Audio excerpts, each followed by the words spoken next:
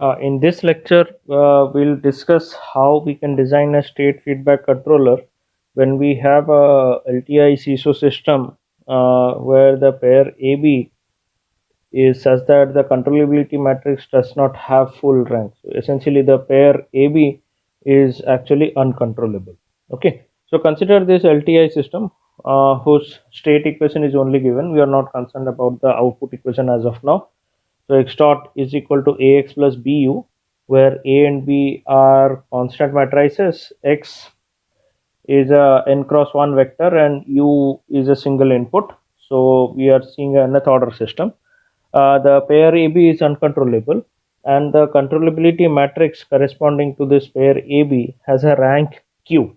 Okay, and that q is less than n for this particular argument, this particular lecture that we have here. Okay.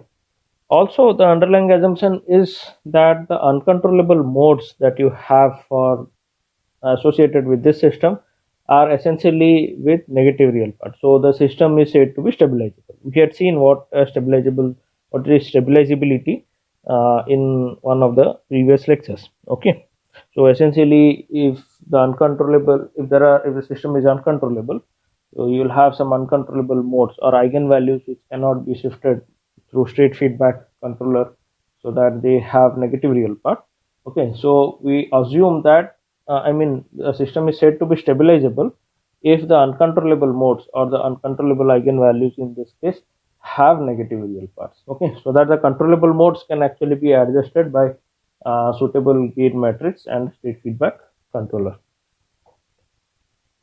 So what we are aiming is to design a state feedback controller u equal to minus kx, where k is the control gain matrix and x is the state vector, such that all eigenvalues of the closed loop system, which is a minus bk, are at the desired location. Okay, so we'll have a desired set of eigenvalues where we would want to place, and a minus bk will have all the eigenvalues at the desired location. But the catch here is, since the uncontrollable modes cannot be affected by the control input, so the set of desired eigenvalues that is given to you has to be such that the n minus q number of eigenvalues in that desired set have to be those uncontrollable modes. If one of them is eliminated, then there is no feasible case for which you can actually design. Okay, so let's say that if you have a fifth order system whose eigenvalues are, let's say, minus 1, minus 2, minus 3, minus 4, minus 5, of which minus 1, minus 2 are uncontrollable modes. So when you specify the eigenvalues for the closed loop system, then minus 1, minus 2 have to be a part of that specific choice of eigenvalues. If either minus 1 or minus 2 or both of them are excluded from that specific choice of eigenvalues that you would give to the user, then it is not possible to design a state feedback controller so as to achieve the desired set of eigenvalues. Okay, so in the given set, you have to have those n minus q number of uncontrollable modes or uncontrollable eigenvalues with you. So n is the order of the system and q is the rank of the controllability matrix. So the difference between these two tells you how many uncontrollable modes are there in the system.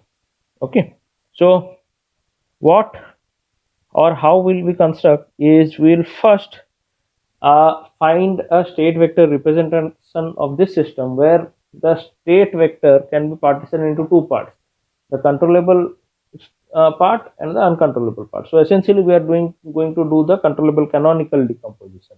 Okay, for that, as discussed, what we'll do is we'll represent the system in this form through a simulated transformation matrix P that relates the state vector z to x as shown here, and hence z dot will turn out to be in this form. Now, since z is such that it has the controllable vectors state vector zc and the uncontrollable state vector zc bar, what you notice, the structure of P inverse AP will be in this particular form, while the structure of P inverse P will be in this form. Okay, so this is what we had discussed in the lecture for canonical decomposition. You can refer to that.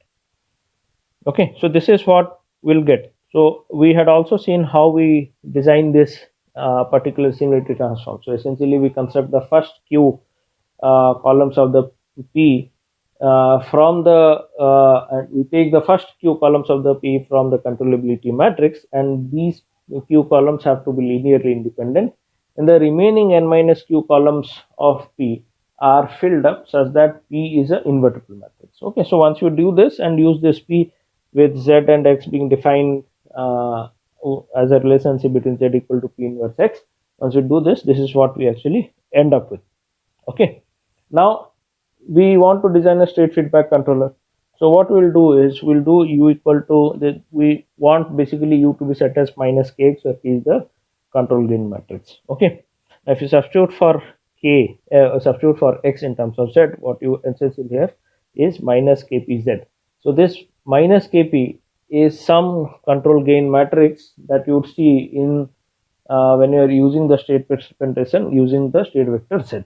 Okay, so I'll partition this into two parts, kc and kc bar. Okay, so now if you see the expression for z dot, and if you substitute the expression for u that you have got here, what you essentially turn up is with the closed loop system being represented with the state vector z with the form of AC minus BC KC, A1 minus BC KC bar, 0 and AC bar. So if you notice, the eigenvalues of this closed loop system are the eigenvalues of AC minus BC KC union eigenvalue of AC bar. So the AC bar is common to both the closed loop and the open loop system that you have in hand. So the eigenvalues of AC bar are retained, and the eigenvalues of AC bar are essentially the uncontrollable eigenvalues that you have in hand. That is why the desired set of eigenvalues that you specify for this closed loop system has to be such that all the uncontrollable eigenvalues have to be a part of the desired system. Okay, and the system can only be stabilized if all the uncontrollable eigenvalues have negative real part, because you cannot basically affect the change the position of these eigenvalues by closing the loop. Okay, now we also saw in previous lecture that the AC and BC form a controllable pair. Okay, so if we take out the uncontrollable eigenvalues from the desired eigenvalues, we are left with a set of eigenvalues. It is this design of KC that can be done so that the eigenvalues of AC minus BC KC are placed at those remaining eigenvalues, remaining desired eigenvalues. Okay, so since KC bar does not affect the location of the eigenvalues in any sense, to make things easier, what you can do essentially is set KC bar to be 0. So you only need to design for KC, because no matter what you set for KC bar, it is not going to affect the what I should say. It does not affect the location of the eigenvalues. Okay, so it's better to set it as 0. Okay, so you set KC bar as 0, and then now what you have is essentially a system of order Q, where AC and BC are the system matrices and KC is the gain matrix that you want to calculate, and you have a corresponding set of eigenvalues, Q number of eigenvalues to be specific, so that AC minus BC KC has those Q number of eigenvalues. So this problem sounds familiar to what we have done for the state feedback controller design. So you can adopt any of the three methods discussed so as to design KC. Okay, it's your choice. You can use any of the methods that you find suitable there.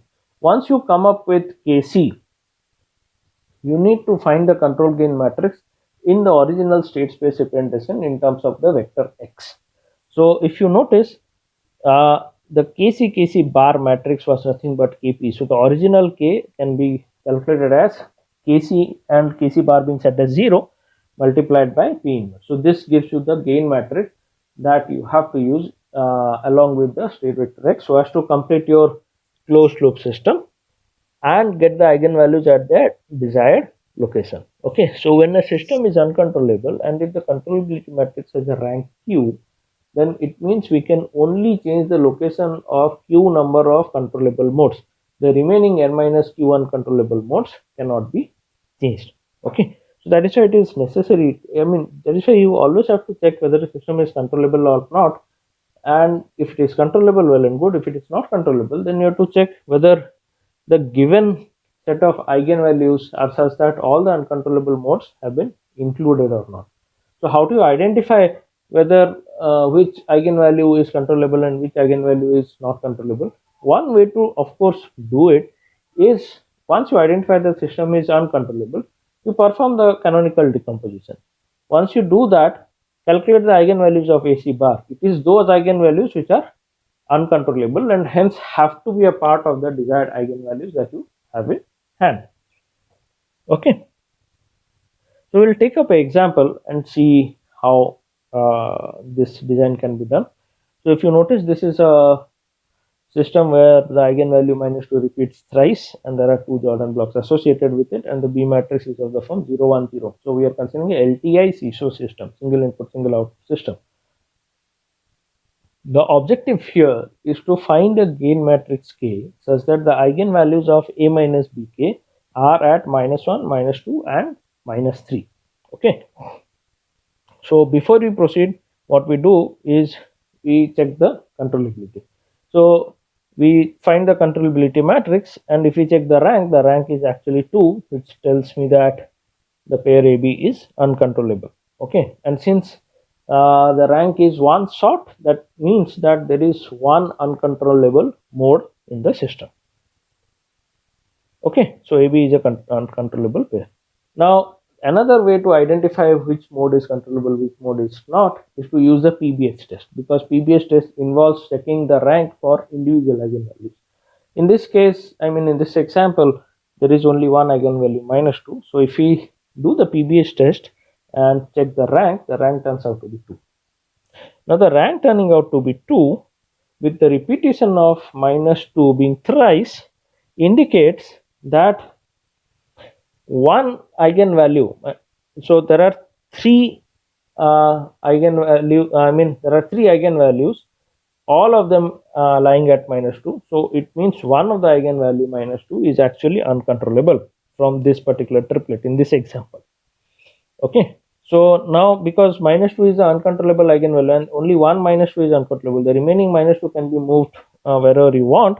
So let's check the given set of eigenvalues. In the given set of eigenvalues, we see that -2 is actually a part of the given set, which means it is possible to design a state feedback controller for this particular choice of eigenvalues given to us. Okay, we can also verify this particular claim of only one -2 being uncontrollable mode by, of course, doing the canonical decomposition. And anyways, we have to do it so as to design. So what we do is we perform the canonical decomposition. For that, we choose P, whose first two columns are from the QC matrix that we have, and the last column is such that P inverse exists, and the P inverse in this particular case comes out to be this. I suggest that you verify these calculations. If there are any mistakes, please do let me know. Okay, so once we have our P and P inverse, what we do is we compute the P inverse AP matrix and the P inverse B matrices. And once you do, you see the matrix on the extreme right hand side has actually 4 parts, which is AC, A1, the 0 block, and the AC bar. Now notice AC bar is a 1 cross 1 matrix with the element -2 in it, indicating that -2 is the only eigenvalue. I mean, one of the -2 is actually uncontrollable mode. Now if you compute the eigenvalues of the AC block, they also turn out to be -2 and -2.